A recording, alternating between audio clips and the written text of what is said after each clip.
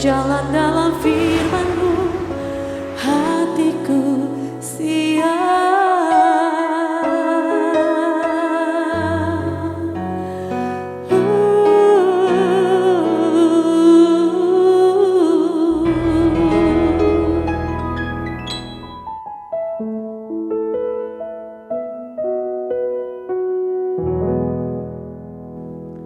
Salam, God lover yang dikasihi oleh Tuhan Yesus. Apa kabar? Kiranya semua dalam keadaan sehat, berbahagia, bersuka cita. Karena kita semua pasti menginginkan kehidupan yang damai, kehidupan yang bahagia. Terutama bersama-sama dengan keluarga yang kita kasihi. Saudara-saudara, pergumulan apapun yang saat ini saudara hadapi, situasi sulit apapun yang saudara hadapi, termasuk sepanjang hari ini kita bekerja, mungkin ada hal-hal tertentu yang membebani pikiran kita, membuat kita capek, tidak hanya secara fisik, tetapi juga pikiran dan hati kita juga terasa letih, terasa capek. Mari kita hampiri tahta kasih karunia Tuhan, karena itu cara terbaik bagi kita mengalami kelegaan, mengalami kembali kekuatan yang kita butuhkan untuk menyelesaikan semua permasalahan kita. Tuhan Yesus telah berkata kepada kita semua, marilah kepadaku semua yang letih lesu dan berbeban berat, aku akan memberi kelegaan kepadamu. Puji Tuhan, kita percaya firman Tuhan ini pasti terjadi dalam hidup kita. Mari kita bersatu dalam doa. Bapa di surga, kami ucap syukur anugerah-Mu sempurna dalam hidup kami. Tidak ada situasi dan kondisi apapun yang terluput dari pengamatan Tuhan. Dan kami semakin bersuka cita karena Tuhan tidak hanya mengamati kami, tetapi Tuhan peduli kami. Bahkan Tuhan siap menolong kami, memberi kami kekuatan untuk melewati setiap pergumulan hidup, memberi kami kelegaan pada saat kami merasa letih, merasa lesu, merasa berbeban berat. Kami sangat percaya Bapa, ketika kami menghampiri tata kasih karunia-Mu, hadirat-Mu memberi kami kelegaan yang luar biasa, hadirat-Mu memberi kami kekuatan yang luar biasa, sehingga kami akan kuat untuk menanggung segala perkara. Hikmat-Mu bahkan akan memberi kami jalan keluar yang terbaik untuk kami menyelesaikan masalah-masalah kami. Engkau layak menerima segala puji, hormat, dan kemuliaan dari hidup kami senantiasa. Dalam nama Tuhan Yesus. Amin. Sebab hanya Engkau Tuhan, tempat jawaban kami. Sebab Engkau Tuhan yang tidak pernah mengecewakan kami Tuhan. Kami bersyukur memiliki Tuhan seperti Engkau.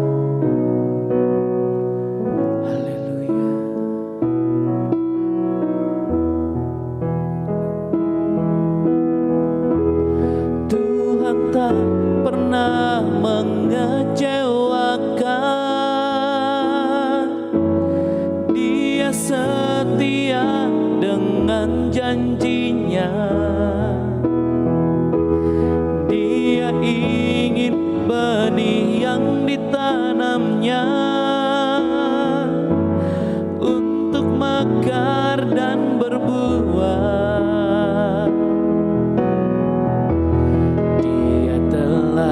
Menitipkan segelintir kebenaran untuk semua manusia.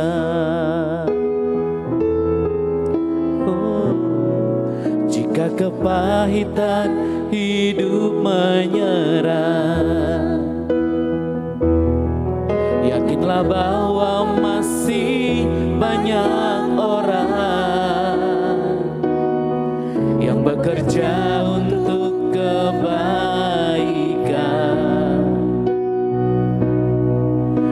demi merajut dunia baru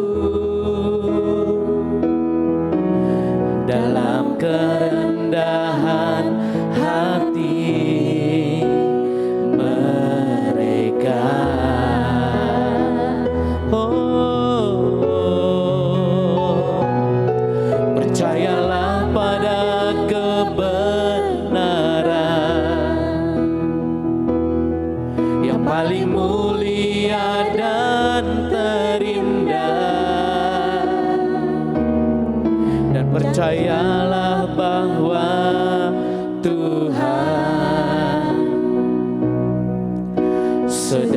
mengantarkan segalanya menuju pelukan kasih-Nya yang suci. Tuhan tak pernah mengecewakan, Dia setia dengan janji-Nya. Dia ingin benih yang ditanamnya untuk mekar dan berbuah. Dia telah menitipkan segelintir kebenaran untuk semua manusia.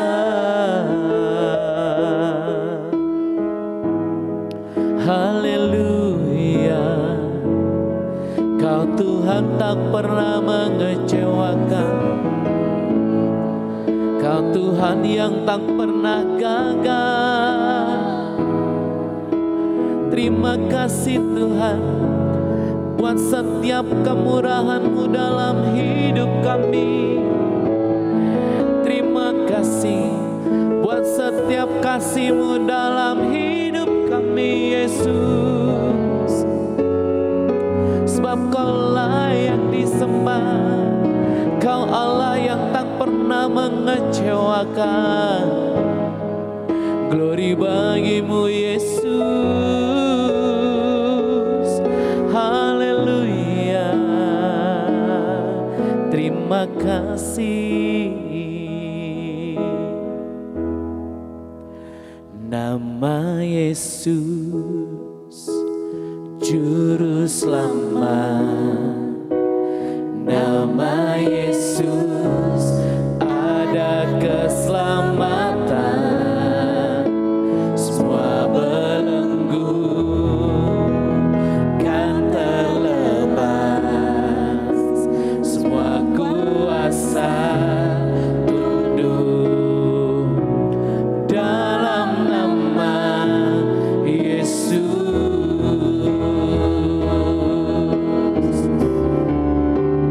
Nama Yesus, amin, Juru Selamat.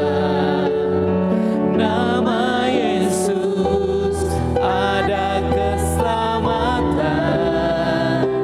Semua belenggu telah terlepas, semua kuasa tunduk dalam nama Yesus.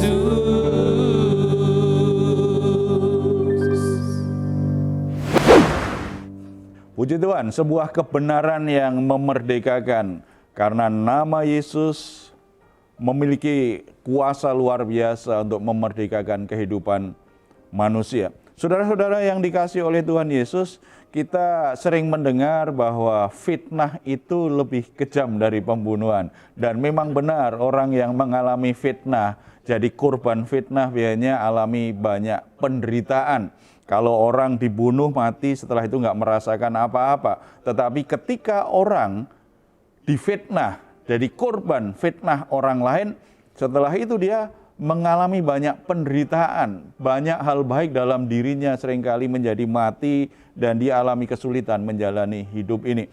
Saya pernah ketemu seorang yang difitnah oleh temannya sendiri. Dalam perjalanan bisnis mereka, akhirnya temannya ini memalsukan sebuah data dan ternyata ada kasus hukum. Dan akhirnya orang inilah, temannya ini yang akhirnya yang kena fitnah ini yang harus masuk penjara. Sekian lama, lebih dari 1 tahun dia di penjara untuk sesuatu yang sebenarnya dia tidak salah. Akibat fitnah dari teman yang dia percayai. Saudara, kisah seperti ini di Alkitab juga kita bisa temui. Misalnya Yusuf akhirnya masuk penjara atas fitnah dari istri Potifar yang memfitnah dia bahwa dia akan melecehkan istri tuannya ini. kasus pelecehan yang sebenarnya tidak terjadi, tetapi karena orang mempercayai yang dikatakan istri pejabat ini, akhirnya Yusuf akhirnya harus dipenjara untuk sesuatu yang dia tidak melakukannya. Fitnah selalu membuat menderita orang yang mengalaminya. Kalau kita bicara fitnah, berarti kan ada beberapa pengertian yang kita bisa mengerti. Misalnya fitnah itu berarti menceritakan sesuatu yang buruk, sesuatu yang jelek tentang orang lain, tetapi tidak ada faktanya. Itu sesuatu yang tidak benar. Tujuannya apa? Tujuannya biasanya untuk merusak nama baik orang tersebut atau ingin menjatuhkan orang yang dia fitnah. Fitnah juga bisa diartikan tentang berbicara separuh kebenaran. Ada benarnya, tetapi benarnya ini ditampilkan ditambah dengan sesuatu yang tidak benar.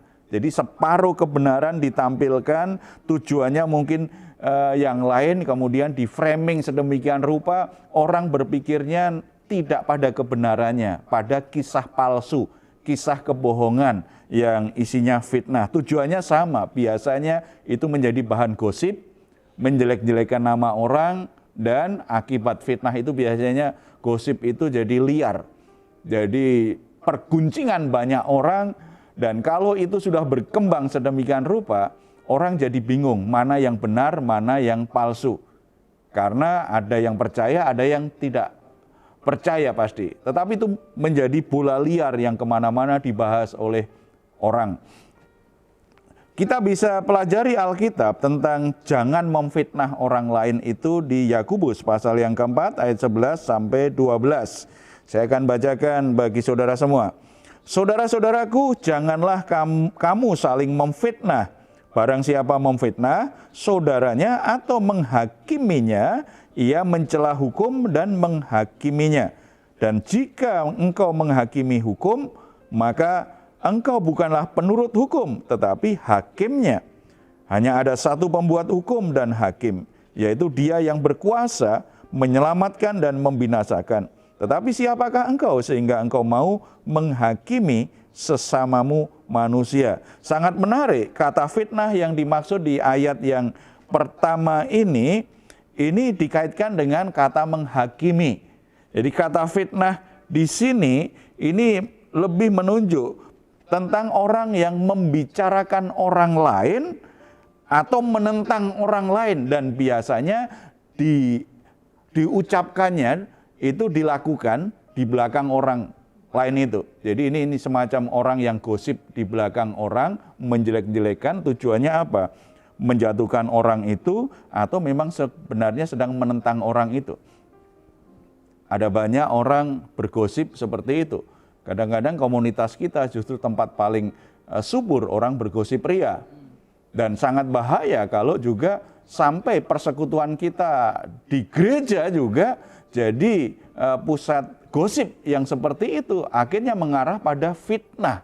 Harusnya keluarga kita, keluarga rohani kita, tempat paling aman untuk mengungkapkan isi hati, untuk curhat tanpa takut digosipkan. Apalagi dibumbuin jadi sebuah fitnah.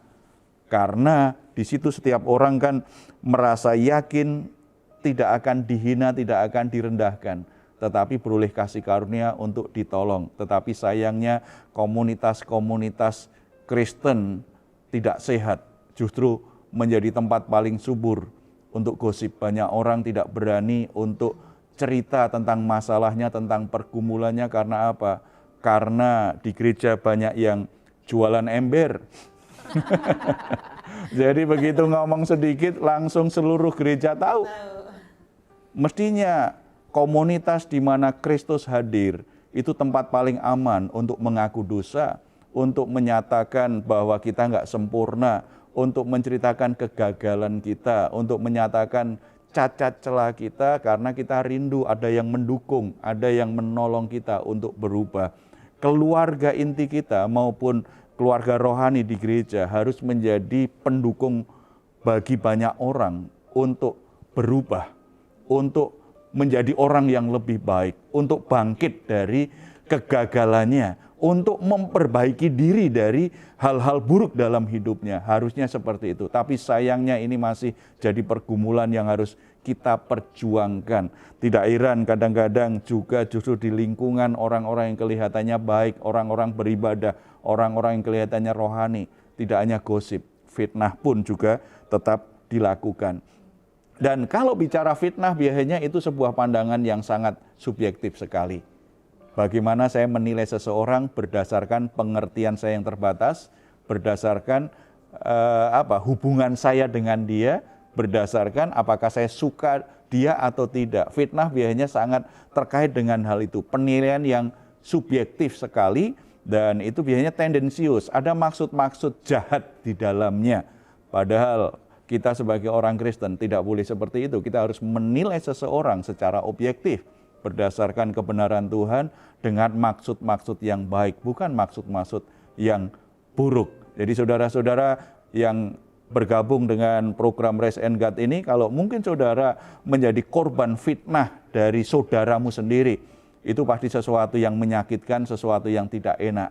Tetapi jangan menyerah dengan kondisi itu. Kita harus bertindak sesuai kebenaran firman Tuhan. Nah sekarang Pak, menurut Alkitab itu bagaimana agar kita itu menjadi orang yang tidak suka memfitnah gitu loh Pak? Tidak suka memfitnah ya. Iya. Kan harusnya kan ya sebagai orang Kristen kan memang harusnya tidak gitu ya Pak ya. Tapi tidak kan, tidak suka memfitnah, bahkan disitu katakan jangan saling memfitnah bahkan. Kalau bicara jangan saling memfitnah itu jangan jadi gaya hidup. Dalam hubunganmu jangan terbiasa. Kalau hari ini aku difitnah, awas ya lain kali aku fitnah kamu. Enggak begitu kan, itu namanya saling memfitnah. Saling membalas, tidak. Sebuah persekutuan, sebuah relasi yang dimana orang bisa saling percaya, orang bisa saling menerima gitu kan, tidak takut dihakimi juga. Karena tadi kan fitnah sangat dikaitkan dengan penghakiman, sebuah penilaian subjektif yang langsung menyatakan kesalahan orang, kemudian ditambah-tambah lagi nih, yang tidak benar hanya berdasarkan rekaan-rekaan imajinasi atau kepentingan-kepentingan yang tadi subjektivitas tadi, karena saya nggak suka ya udah tambahin-tambahin yang buruk. Dan itu biasanya banyak yang orang pinter seperti itu ya. Ya, kreativitasnya tinggi itu. Kalau bumbu-bumbuin seperti itu, kreatif sekali, idenya cemerlang sekali. Ya, kalau seperti harus berhenti, itu merusak persekutuan betul. Ya. Ada dua hal kalau kita ingin supaya kita tidak punya kebiasaan memfitnah. Kita belajar menilai orang itu dengan benar, dengan objektif. Ya. Ada dua hal. Yang pertama kita harus menjunjung tinggi otoritas Allah. Ingat bahwa Tuhan itu adalah hakim yang sesungguhnya bagi manusia. Kalau kita memfitnah orang, kita itu artinya kan sudah menetapkan seseorang pada posisi yang salah. Dengan kata lain, kita sedang menghakimi dia. Kita boleh bicara apa saja tentang dia, tentang kesalahannya, tentang hal-hal yang buruk. Dan kita juga rela orang itu diperlakukan buruk, disalahpahami oleh banyak orang. Karena kalimat-kalimat yang kita ucapkan kan hal-hal yang buruk tentang orang itu. Bukan berdasarkan hal-hal yang komprehensif, berdasarkan data yang lengkap. Tidak, hanya prasangka-prasangka, ketidaksukaan, penentangan kita atas orang itu. Kebenarannya kita palsukan, kita sembunyikan. Kalau kita tampilkan hanya separuh saja, bahkan mungkin nggak sampai separuh. Yang didengar orang dari mulut kita berarti hanya cerita-cerita yang palsu, cerita-cerita yang sifatnya menghukum orang itu, menyakiti orang itu. Kalau kita menjunjung tinggi otoritas Allah, kita tidak akan berani melakukannya. Kita harus ingat bahwa Allah lah pemegang hukum. Allah lah yang menetapkan siapa yang salah, siapa yang benar. Kalau kita cerita kisah orang lain, kita akan menjaga diri dan membatasi hati kita supaya kita tidak memfitnah. Kita hanya berdasarkan data-data yang objektif yang ada, dan tujuannya pun bukan untuk menjatuhkan atau menentang orang itu, tetapi karena kita peduli, kita ingin mendoakan, kita ingin menolong dia. Tetapi kalau kita hanya tujuannya ingin menjatuhkan orang itu, jatuh Dari sisi apa? Nama baiknya, menghancurkan reputasinya, menjelek-jelekan dia, membuat banyak orang tidak percaya. Itu kan sama saja memang menghakimi, menghukum orang itu. Mengkondisikan orang yang kita fitnah, akhirnya hidupnya menderita. Ditolak oleh banyak orang. Kita ambil posisinya Tuhan. Tuhan saja tidak menghakimi dengan subjektif, tapi dengan kebenaran firman-Nya, dengan hukum-hukumnya. Ada acuan yang jelas, tetapi orang memfitnah memakai hal-hal yang sifatnya subjektif untuk menghakimi orang lain. Kita harus menjunjung tinggi. Kalau kita sungguh-sungguh mengasihi Tuhan, kita menghormati Tuhan, kita orang yang beribadah, harusnya kita ini menjunjung otoritas Tuhan. Apapun yang kita lakukan, kita tahu bahwa Tuhan yang berkuasa atas hidup kita, atas kehidupan manusia, bukan kita yang berkuasa atas hidup manusia. Dan yang kedua, membiasakan diri untuk tunduk pada otoritas Tuhan itu. Kita tahu, ya Tuhan memang punya otoritas atas hidupku. Dia adalah Tuhan. Kata lain Tuhan itu kan yang berkuasa. Dia penguasa tunggal dalam hidupku. Tetapi berapa banyak kita tidak sungguh-sungguh tunduk pada otoritas Tuhan. Kita hanya tunduk pada logika kita semata.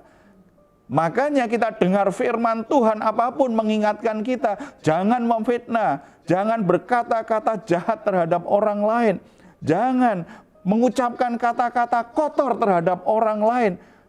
Kita tidak mau tunduk. Karena itu hanya di pengertian, logika kita memahami tetapi hati kita tidak mau tunduk. Harusnya kalau kita mengerti kebenaran firman Tuhan, kita tunduk, itu namanya tunduk pada otoritasnya. Atau kadang-kadang kita juga tahu kita tidak boleh lakukan itu, tetapi kita sengaja karena kita memang di hati kita ingin melampiaskan kemarahan dan sakit hati kita. Kita fitnah orang lain. Tetapi kalau hati kita tunduk kepada Tuhan, kita akan memilih untuk mengampuni orang itu daripada memfitnahnya. Bapak Ibu Saudara yang dikasihi oleh Tuhan, dorongan memfitnah selalu itu dorongan yang jahat, yang ingin menjatuhkan, menentang, dan membunuh seseorang supaya tidak bisa menikmati hal-hal yang baik. Itu dorongan hati yang membuat kita sendiri akhirnya menentang hukum Tuhan, membuat kita sendiri mulai menentang kedaulatan Tuhan. Oleh sebab itu, kita harus hentikan kebiasaan memfitnah. Kita harus bertobat dari kebiasaan kita memfitnah. Tetapi kalau kita jadi korban fitnah orang lain, jangan membiarkan rasa sakit, kemarahan, dan kepahitan hatimu itu mengendalikan dan mendorong hidupmu. Saudara yang rugi sendiri, tunduk kepada otoritas Tuhan. Tuhan inginkan apa? Ampuni orang yang memfitnahmu. Dan percaya pembelaan perlindungan Tuhan lebih baik dalam hidupmu semua. Kita bersatu dalam doa. Bapa di surga, kami ucap syukur karena hidup kami dalam otoritas Tuhan yang sempurna. Kuasa Tuhan tidak terbatas untuk melindungi, untuk membela kami. Walaupun kami menjadi korban fitnah yang jahat dari orang-orang yang kami percaya. Dan bahkan di antara saudara-saudara yang bergabung dalam Rise and God ini merasakan penderitaan, rasa sakit akibat fitnah orang lain. Tetapi itu bukan berarti bahwa Tuhan tidak mampu melindungi. Tuhan tidak mau membela kami. Tetapi biarlah kami semua sebagai korban fitnah orang lain, sesakit apapun rasanya, sesulit apapun hidup yang harus kami jalani, biarlah kami tidak membiarkan kejahatan orang itu juga terus menguasai batin kami. Dia bisa merusak banyak hal dalam hidup kami. Tetapi kami tidak mau biarkan itu terus merusak damai sejahtera kami, merusak jiwa kami. Oleh sebab itu, kami mau tunduk pada kebenaran-Mu, sebagaimana Engkau sudah mengampuni kami. Saat ini kami juga memutuskan mengampuni orang-orang yang sudah memfitnah kami, orang-orang yang sudah menentang kami, orang-orang yang sudah menjelek-jelekan kami, merusak reputasi kami. Nyatakan pembelaan-Mu Tuhan dalam hidup kami. Karena kami sangat percaya ketika Tuhan bertindak, maka segala sesuatunya akan berubah dan itu mendatangkan kebaikan bagi kami semua. Tuhan membuka kesempatan-kesempatan yang baru. Tuhan menunjukkan jalan yang terbaik agar kami tetap bisa melangkah di jalan-Mu. Walaupun kami sempat menjadi korban fitnah yang jahat dari saudara-saudara kami. Bapa di surga, ampuni kami, sadar atau enggak, kadang-kadang kami juga menjadi pelaku dari fitnah terhadap orang lain. Kami menjelek-jelekan nama orang. Kami membicarakan hal-hal yang buruk seseorang. Entah itu saudara kami, entah itu sahabat kami, entah itu pemimpin kami, entah itu hamba-hamba Tuhan yang melayani kami. Sadar atau tidak, ternyata kami sudah menjadi pelaku fitnah yang jahat. Di mana melalui kata-kata kami, sebenarnya kami sedang merusak reputasi orang. Kami sedang menentang otoritas orang. Kami sedang menjelek-jelekan nama baik orang.